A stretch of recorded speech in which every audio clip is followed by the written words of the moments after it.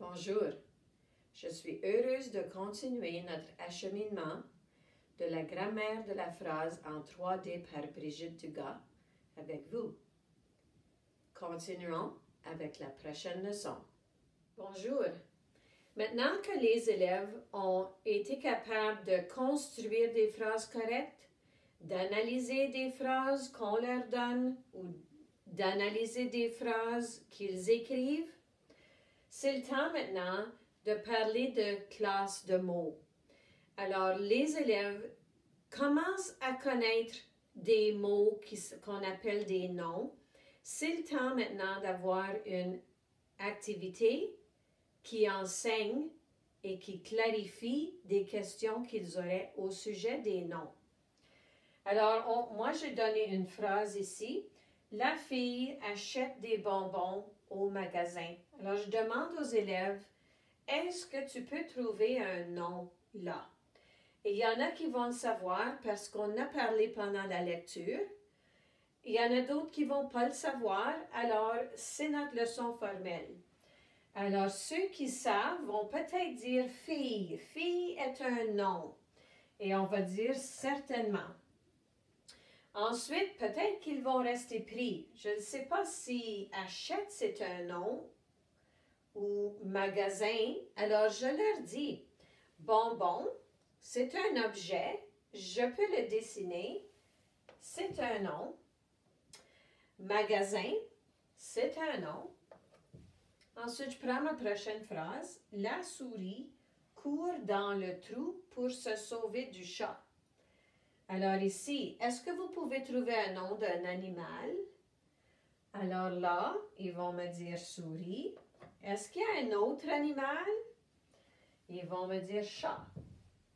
Ensuite, je vais peut-être leur demander, est-ce qu'il y a un nom pour où la souris va se cacher? Ah, trou. Alors, trou, c'est un nom d'une place. Je vais faire quelques phrases comme ça, effacer ceux-là et recommencer avec d'autres phrases qui auraient un autre personnage, d'autres lieux, des objets, peut-être pas nourriture, mais d'autres objets et d'autres animaux.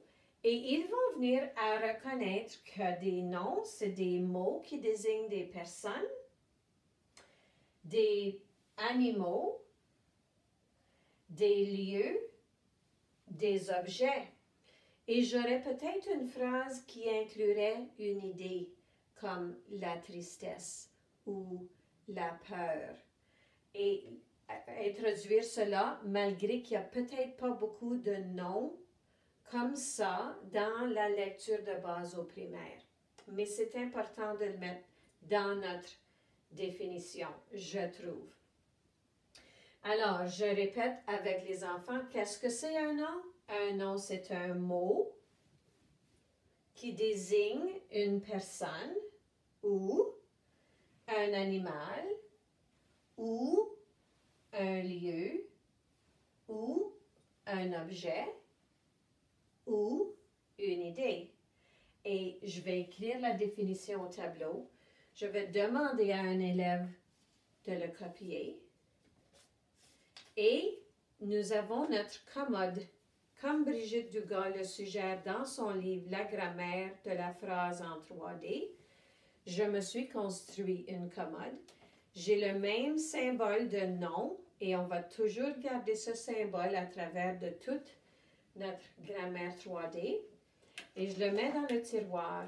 Ensuite, je passe des petits papiers aux élèves et ils vont copier les noms qu'on a identifiés au tableau.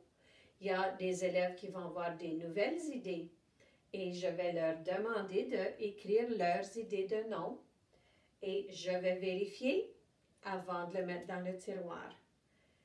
OK? Et ils vont me dire, bien, est-ce que c'est une personne, une place, un animal ou une chose? Et ils vont commencer à avoir du dialogue comme ça. Voilà, c'est le nom. La prochaine fois, on va parler de comment travailler l'épellation des noms. Je poste une nouvelle vidéo chaque semaine. Abonnez, aimez, commentez s'il vous plaît. Merci.